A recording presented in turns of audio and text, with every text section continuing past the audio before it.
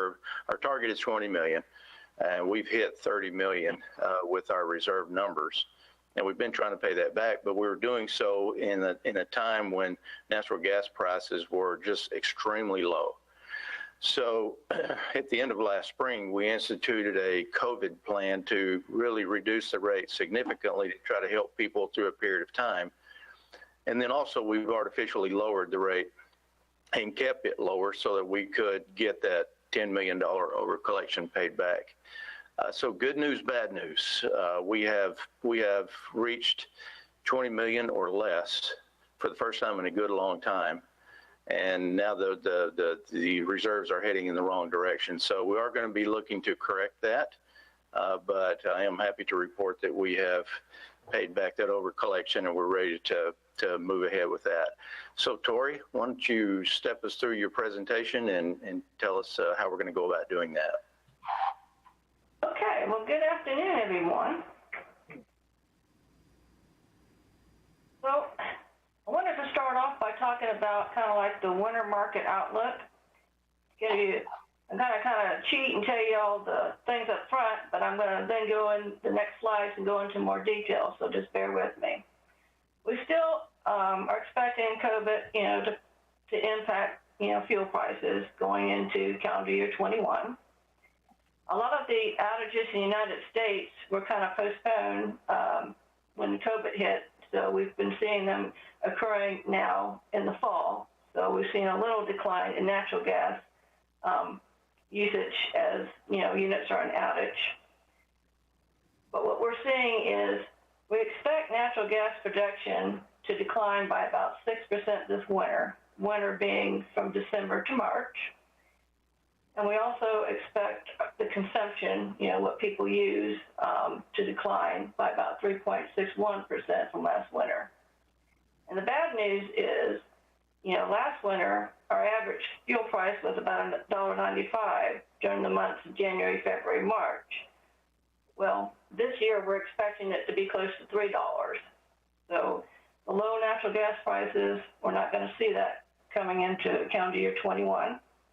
On the positive note, right now, natural gas inventory is high at 3.67 trillion cubic feet. So the next slides, we're going to just talk more about the gas market in detail. This is the summary page. So what we're seeing this year, you have December and January of the United States. This is a weather outlook. And the 30-year known average is from 1981 to 2010. So when you see areas in white, that's your 30-year average. That's the normal temperature, okay? Then when you see the color yellow, orange, and red, that's a degree temperature off the 30-year average.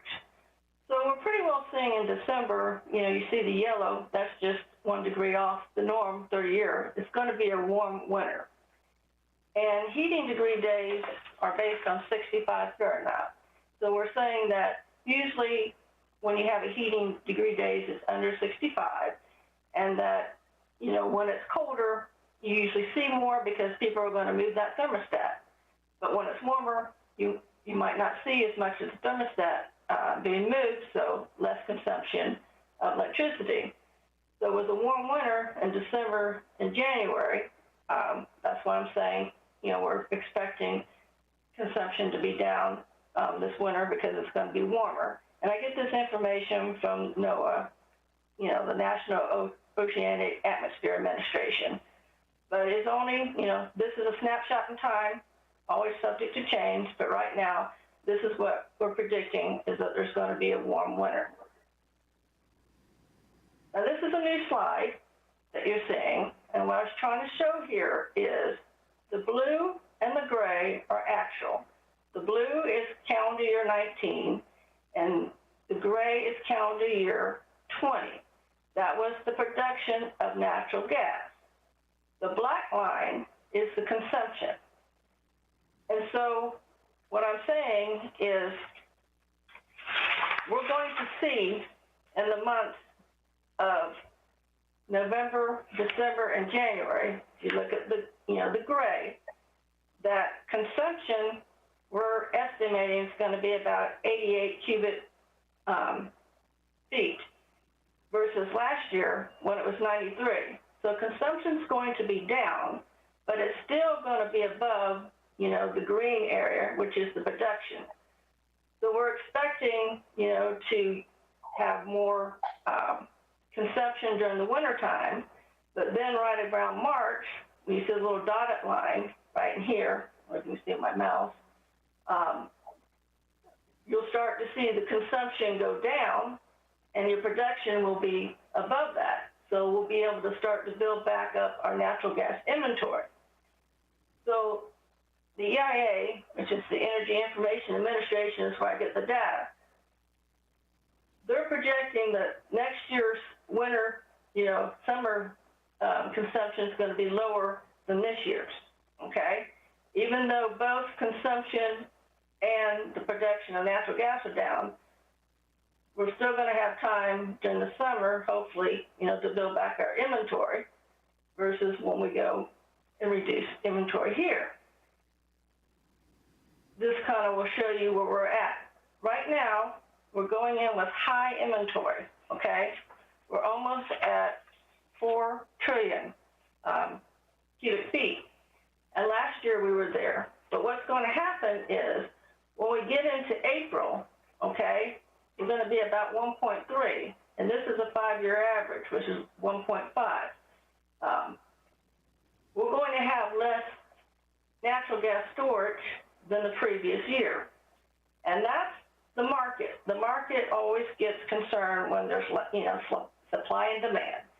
If there's not going to be enough supply, then, there could be a spike in natural gas. But at the present moment, going back, we're still expecting that consumption is going to be lower than production, which, will help us out, but we're still not going to be seeing, prices in the $2 range. And what we've been seeing lately, sorry, I went too fast, is these months right here, all of a sudden, because the market is it's been all over the place, okay? I'm not used to seeing, the change in fuel prices by $1. In August, this chart represents the price of gas, how it changes within the month, okay?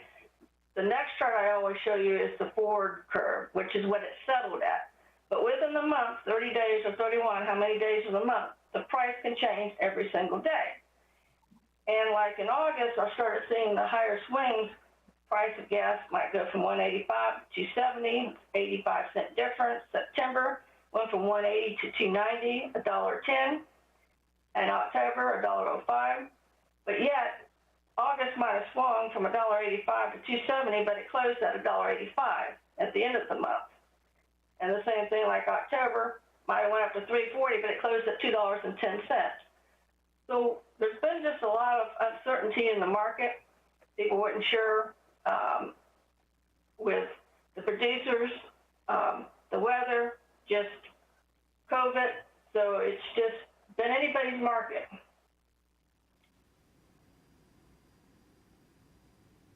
And like I said, this represents what the market actually closed at. So we started off with May at a very low price, $1.80. Then, right now, as of October, everything in the dotted green is actual, okay? So now we're trending up at $3. We're expecting to go through the winter at $3. And at the current projection, we're going to be around, a 286 range for the summer with our natural gas. So this is all subjective. If the consumption or production increased and consumption increased, it could go higher, or vice versa. If production decreases and consumption's above there, it'll be higher. But with the current facts, what I have from all the data out there, this is what we're projecting the price of natural gas to be in this fuel forecast. It is no longer going to be below the $2 level. And so I put together the fuel budget, and I'm saying the fuel budget is going to be about $116 million. It consists of about 12% coal mixture, 57% natural gas, and 28% purchase power, and 3% solar. The reason you see a spike in October is because Unit 5 is an outage from October 2nd to October 16th, and then Unit 8 is a long outage from October 10th to December 6th, so we'll have to purchase more power during that time period. But this is, the outlook that I see, for the next 12 months for our fuel budget. Well, what I wanted to explain to you and what the general manager started saying with the fuel reserves, right now, our rate is $30, okay? But that is not our expense. During these 3 months, our average expense is about $42.75 a megawatt hour, but we're only recovering revenue at 30. So that means that we're under recovering a lot faster, okay? About $12.75 a megawatt. And so the next 3 months, what I forecasted our rates to be are about $39.26. And I'll be proposing either a rate of $33.50 or $35. But even at a 35 rate, our actual cost, again, is $39, okay? And so whatever rate you guys land on, we would still continue to under-recover. It won't be to the summer when our rates, I'm projecting during this time period to average about $34, but then we would have to have a higher rate to start burning back up our reserves. And then again, from October to December, again, the rates go up a little higher because at that time I said Unit 5 and Unit 8 are an outage, so we'll have to purchase some power. So this is a snapshot of how we started off talking about reserves. We started off around April at about 28.1 million in the reserve balance, even though we have a target of 20. And now we are in October, and so we're about 19.6. But I'm expecting us to probably under-recover at least another 6 million. So by the end of December, okay, we're going to be under 14 million in reserves.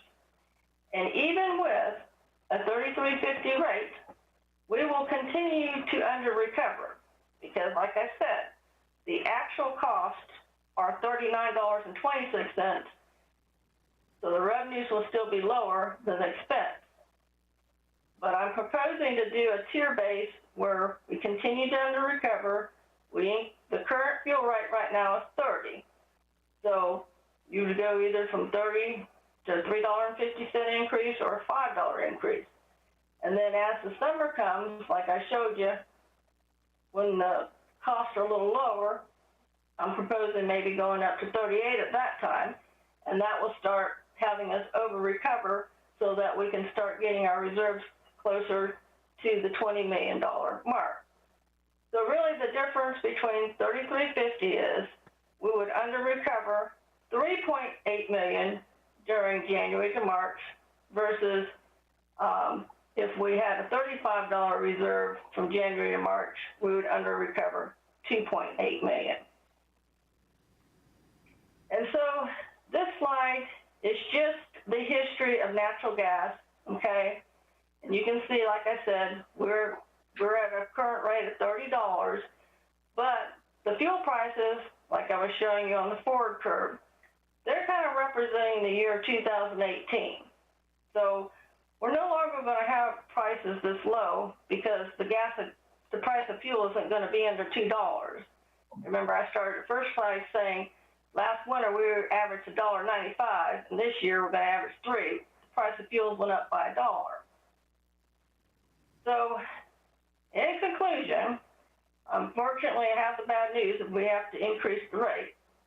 But there are two things that I need you to consider. One is, a motion for a rate change. And the second is, at the end of each year, with the time of use rates, whereas our resolution, we do the time of use rates true up annually, okay?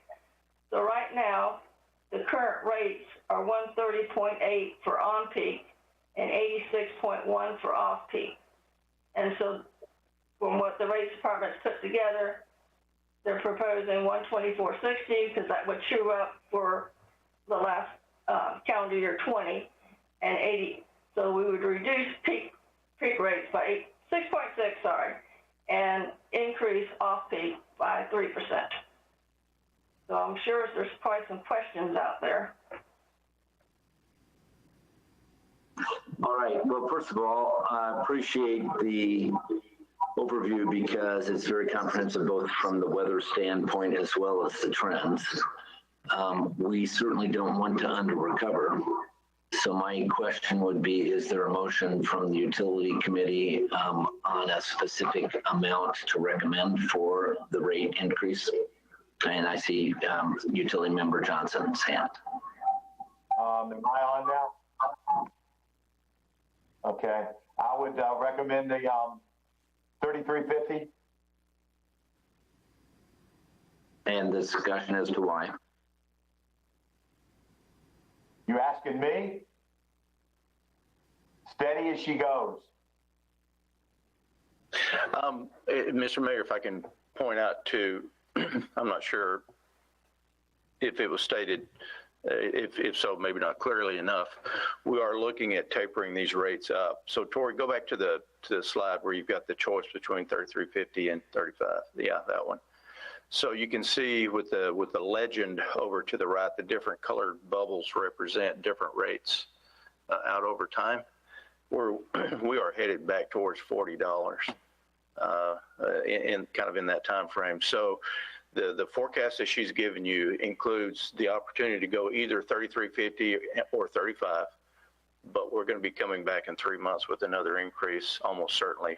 We're trying to minimize the amount of increases that we're giving, and at the same time make sure that natural gas prices are going to do what we think that they're going to do, because we all know how unpredictable that is. So I just want to make sure that was clear. Yes, I think that was clear. And the concern that you have about going to the $35 rate, Committee Member Johnson, is that that's too aggressive.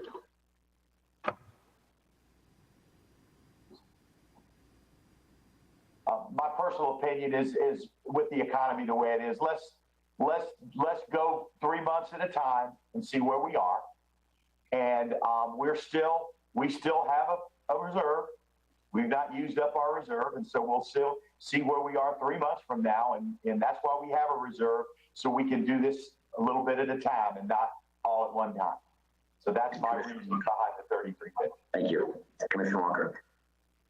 Mr. Mayor, I second Committee Member Johnson's motion based on what I'm hearing, of course, from not only he as a utility committee member, but also our general manager, Mr. Ivy, because we can do these adjustments as it probably will be as we see it forthcoming to us in increments and not all at one time. So I second the motion that he made. Discussion on the motion among committee members.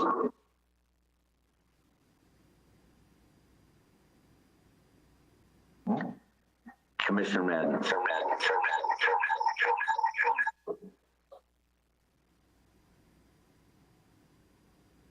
Can you hear me? Yes, ma'am. So just one of them. Sorry for the feedback. I'm on my phone and my computer. My question is it an $8 jump next time if we go to 33? Or how many times do we have to incrementally get back up to about that $40 range?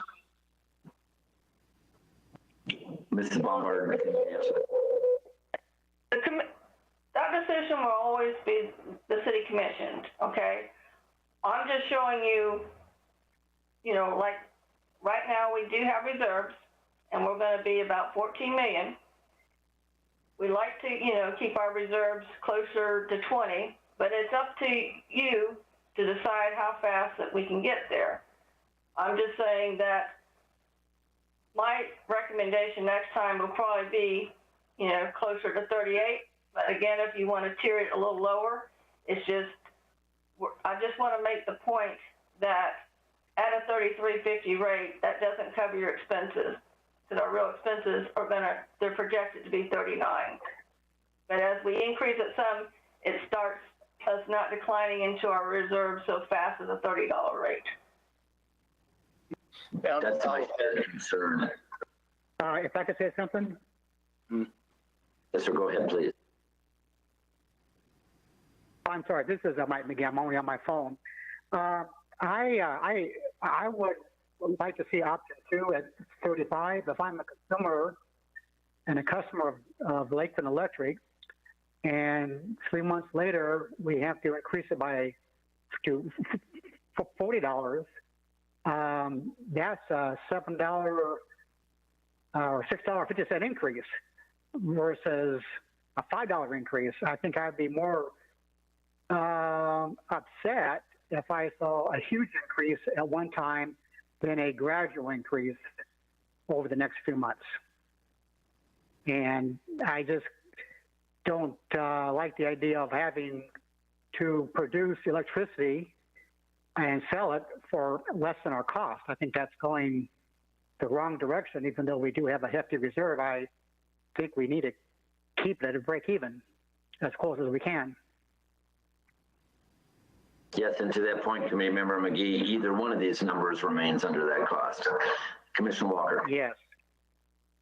Well, sir, I hear what Committee Member McGee is saying. If I'm not mistaken, Ms. Bombard, you indicated that we can do these increments even between now and, I thought you said summer of 21, because we're in hopes of, by that time, seeing some, I guess, some leveling off in some respect, if I understood you in your analogy, by that time. So there may be, again, time to do another couple more and kind of staggering our increases, not to have the actual absorbent amount, I'm thinking, at one time. Now, if you correct me on that, I appreciate that. What you're saying is correct. I mean, right now, all I can do is, from what we read from our subscriptions, the EIA, this is what we think the market's going to be. But if something changes, it could, right now I forecast it close to the 280 rate but if gas tapers off and it's at 260, then I wouldn't need to have the $38 rate increase. But at this snapshot in time, from what I know, that's what I'm saying the rates are going to be.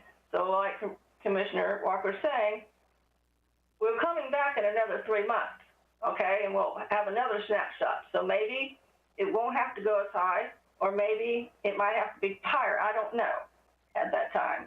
But we can always gradually go into it with the reserves. It's just, I just want to make sure now that everybody realizes we'll be closer to 14 million on our reserves.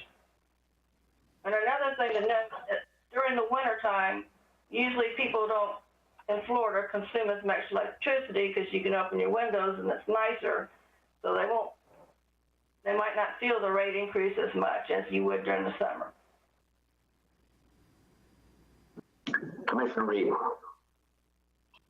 Thank you, Mayor. Again, I tend to agree with Michael. Mr. McGee. I like option 2 better. It'd be a gradual increase. Of course, again, with the political climate, we may see fracking omitted and stuff like that, and our natural gas could go dramatically higher. But I would rather see a little increase at a time, step up versus, I know it's just a $5 step. It may be a $5 step in March, but I'd rather see a $5 step than a $6 or $8 step from my standpoint. Committee Member Johnson.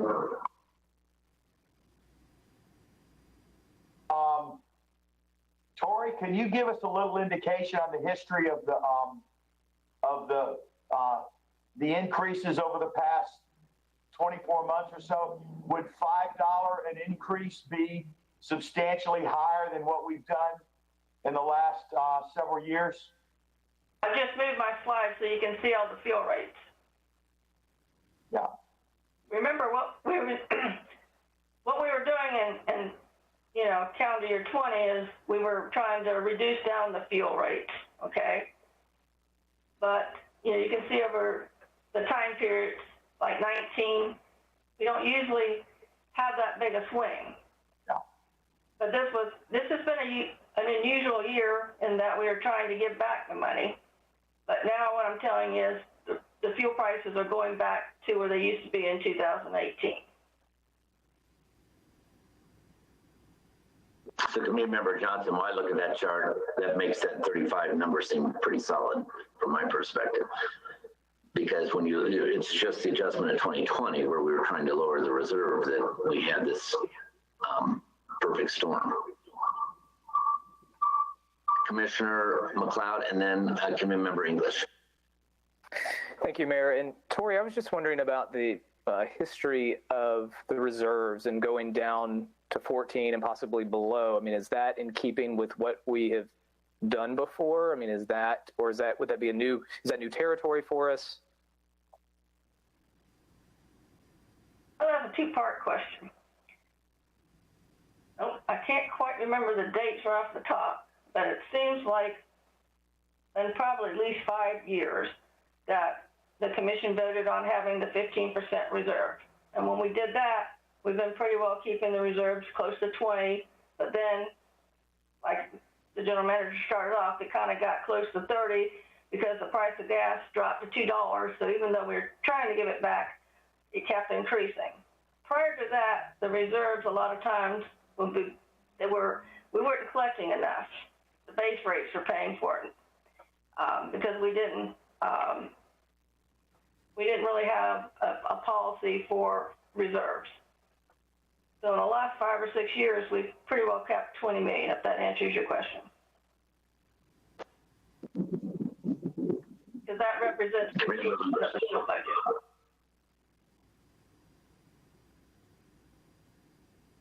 Committee Member English, go ahead. Yeah, Tori, the $5 increase, if we went with $35, how much impact on the average bill would that bring in dollars to the customer? Well, your average residential is between 1,000 kilowatts to 1,200. So if it's 1,000, it's just the difference between, right now our rate's 30, so it'd be $5 more on your electric bill versus $3.50. And we typically use less energy during the winter months? Yes. The average bill typically declines during the winter months? Usually, it's just because you're not consuming as much. You don't have to. Like during the summer, you're going to run that AC full blast because it's hot. But usually from, December, January, February, March, it's nice. And we're expecting I'd hate to go into the spring.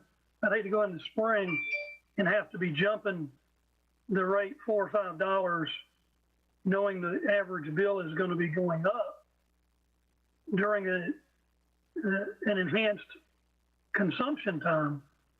So with a declining consumption, I think it would be better to go with the $5 than the $3.50. That's just my opinion. Commissioner Walker. Thank you, Mr. Mayor. And I think when you consider too, what the actual situation that many of our citizens and residents may be confronted with at this point, where we have folk out of work, we have folk got no jobs.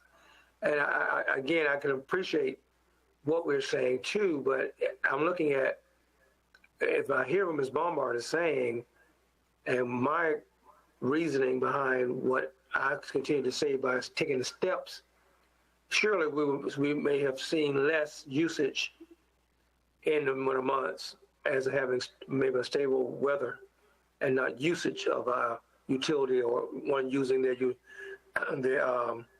electric usage as much. But hopefully by the time spring runs around, some other things could change too and can help us not have to have the big jump. Again, considering those that much need of maybe still having support, even though we're trying to make sure that we can keep ourselves and keep our situation, you know, trying to get back up to the 20 million that we want to have. That's why I'm looking at doing it in increments versus, you know, right now jumping into that $5 range. If there are no other comments, then let's take a hand vote. All those in favor of 3350 signify by raising your hand. I see 3. All those opposed? I see more. All right, is there a motion to produce another rate recommendation? Commissioner English? Yes, I would recommend that we go with staff's recommendation of $35. Do we need to also, Kelly, include, or Tori, whoever, the usage also? Yes, Time of use, or is that a separate message? Well, I just need to vote on both. You can do it either way. You can do it either way. Okay, let me just wrap it all up. Let me just go with staff's recommendations throughout the whole thing, $35, and then a 6% reduction on on-peak and a 3% increase off-peak for all of our rates. Thank you. Is there a second to that motion? Commissioner Reed seconded it. Discussion by commissioners. Committee member Johnson.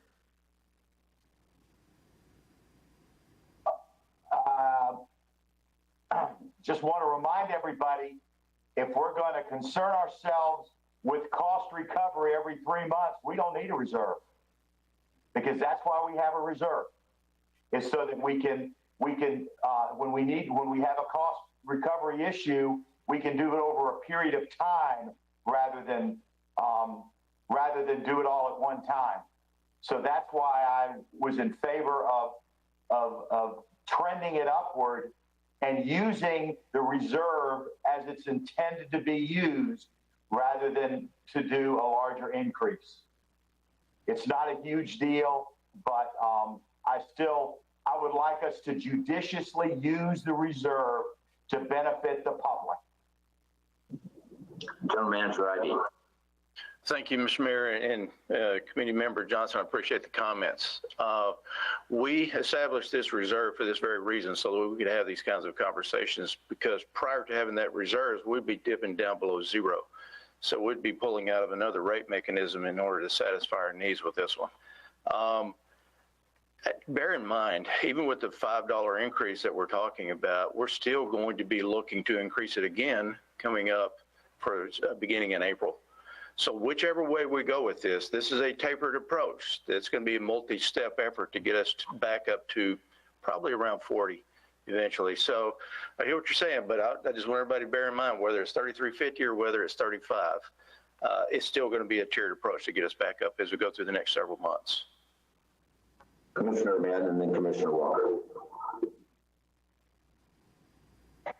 Thank you, Mayor.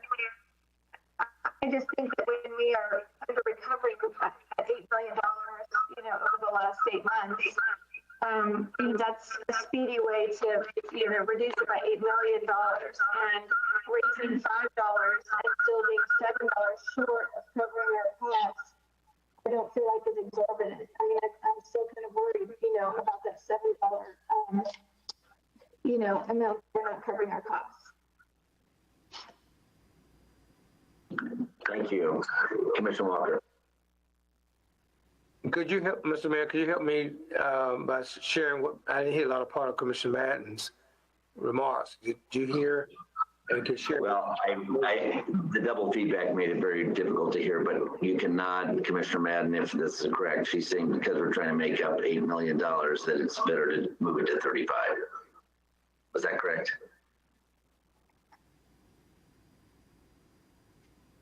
Yes, and we're still $7 less on our costs.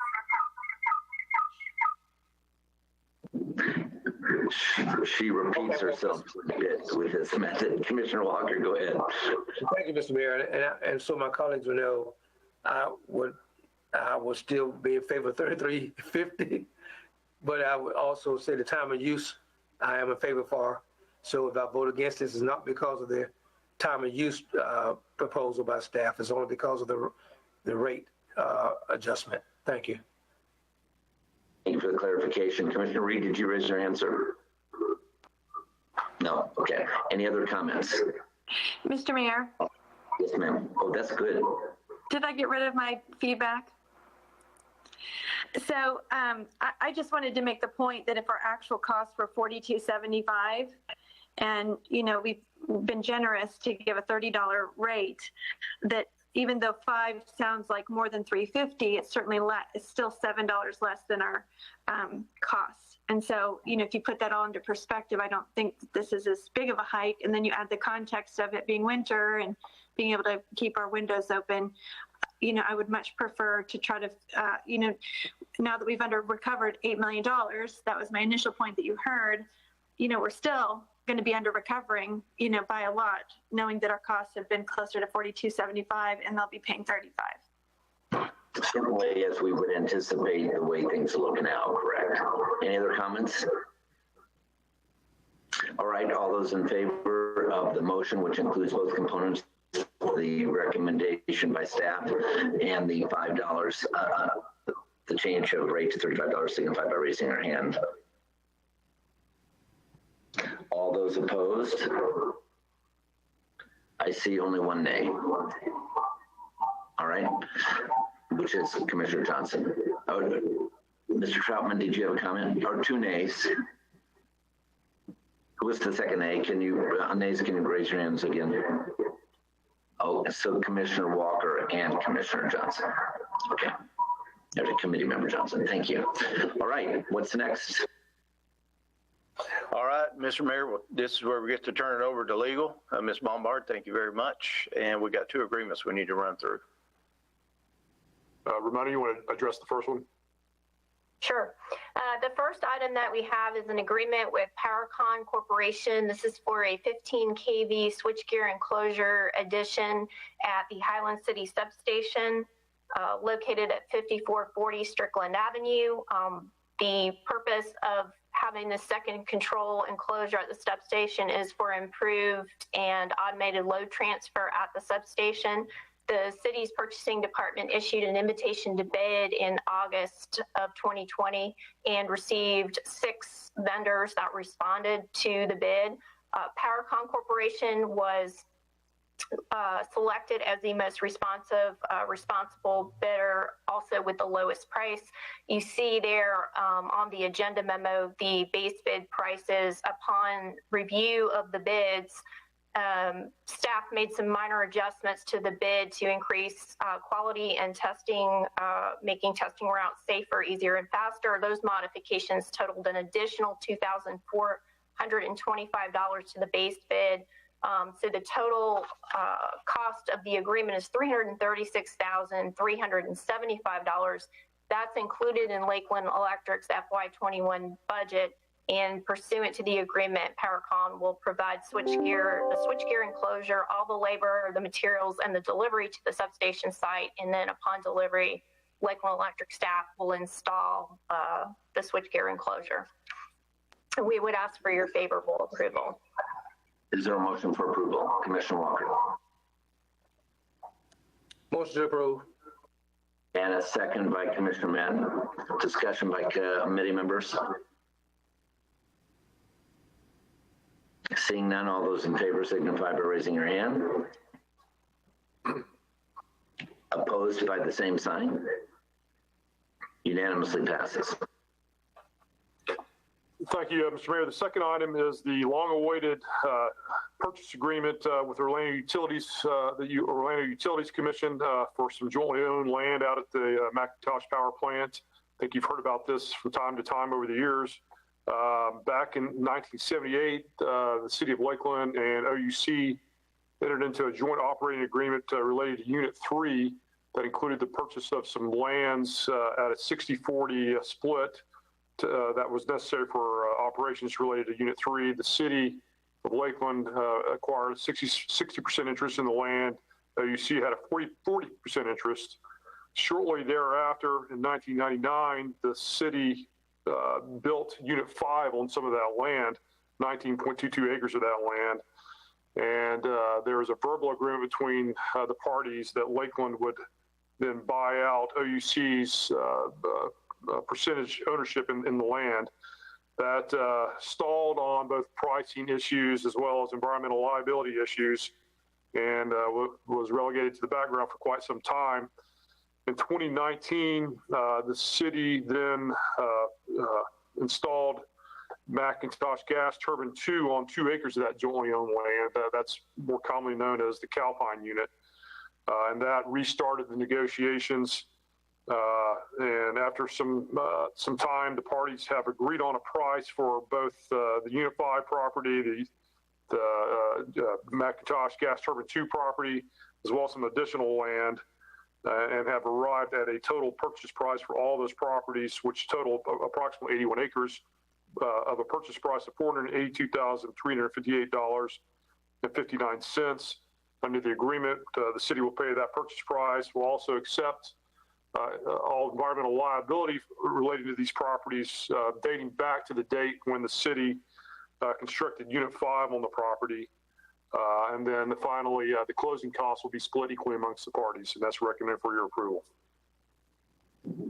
Is there a motion to approve? I see Committee Member Johnson and Commissioner Walker. Discussion by committee members. Committee Member Johnson. I did not realize that we had not only built the Calpine unit, but we'd also built Unit 5 on land that we did not own. I guess my question is, how did that happen? I'm very concerned about handshake agreements. And we're getting out of this, in my opinion, very inexpensively, because this could have been a disaster. But I guess at the legal angle, how do we get to a point where we build a multi-million-dollar facility on land that we don't own 100%? Someone else might have more history on that, but we did own the land at a 60-40 rate with OUC, so it was jointly owned land. Joel, I don't know if you have some more history on this. Yeah, so we've looked back over time at the thought processes that were in play at the time. And we did own the land. We had the right to build on it, but whether or not we had the obligation to compensate our co-owners was part of what was in question. So there was a decision made in 1999 to start the construction process with Unit 5 under the belief system that we had the right under contract in order to build that without any further retribution. The contract is a little bit silent on that, and actually what it says, about the only thing that's clear that it says, is that we would reimburse the OUC for all that land that we jointly purchased at the rate that we both paid for it. That was about all it said. OUC has expressed that there was a commercial interest that was changed. It changed the terms of the agreement, actually, and that we should be compensating them based on what that new commercial interest is in that property. That got contested by a couple of general managers prior to me. And then in order to try to get this deal finally settled, we felt like the best thing to do is go ahead and get it settled for this amount of money. And to your point, that's not an exorbitant amount of money to pay for a situation like this. So we're very comfortable with it. It's amicable. It gets us to the end of the line with this piece of the issue, and it helps maintain goodwill. I agree with you 100%, Committee Member Johnson. Go ahead. I'm assuming at this point, once we complete this deal, that we own 100% of all of that land out there, including land that has not been developed at all. No, that is not correct. We're only buying out OUC's interest in Palmer. Correct me if I'm wrong, but I think it's 80.71 acres out of the 438 or something like that. Correct. Right. That's now correct. we're doing that because that's the only part that we believe has any kind of commercial interest aspects to it. The rest of that land, hopefully, when we finally get to the decommissioning of Unit 3, we get to the point where we know we don't need that land for anything else, we would then buy that back from the OUC, the 1978 rate. So your answer to Committee Member Johnson is that we own 100% of the land we ever anything built on, correct? After this is done. The 80.71 acres we own 100% of. So Commissioner McLeod, and then Committee Member English. Thank you, Mayor. Joe, I think it would be helpful just to see if somebody could send us a breakdown of lands we own 100%, where those shared ownership, where that is. That would be very helpful as we look at going forward in some of these considerations, because this could come up again, in the future. Committee Member English. That's exactly what I was exactly what Chad said. That's what I would prefer, is to see a schematic of what we are now buying versus what we jointly own in that total complex parcel. I think we all understand that when we bought, the city of Lakeland bought all that land and acquired all that land way back years ago. The police department got a piece of it for their training center. I don't know, Sean or Palmer, if y'all understand that was a piece of it as well. And there's been some add-ons, I think further south after the initial acquisition.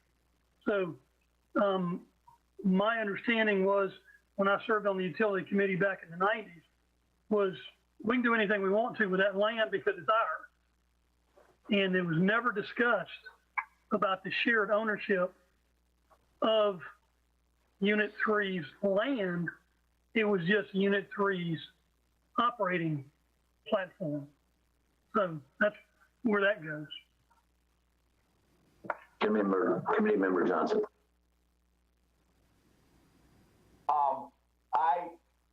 That falls right in line with something that I would like the committee to consider.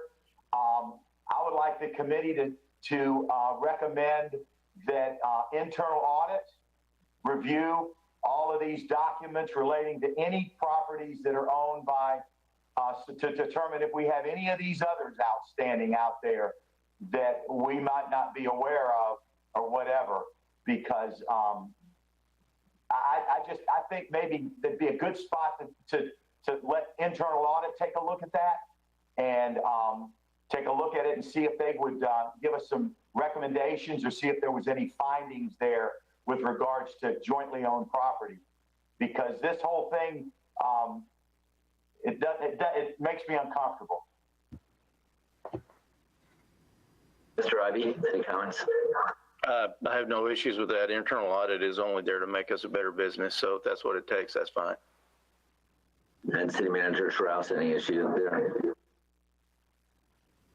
No, sir, not at all. Okay, any other comments by the committee? Okay, all those in favor signify by raising aye. Your hands, and the opposed, same. Unanimously passes. Thank you. Are there any other items you'd like to bring forward? Mr. Mayor, I believe that's it. Thanks everyone for your time. Committee Member Johnson. I was just going to say, doesn't necessarily take a motion or whatever, but if you want to make a motion to instruct the audit committee or whoever functions as the finance committee to ask the internal auditor to push that up on his agenda.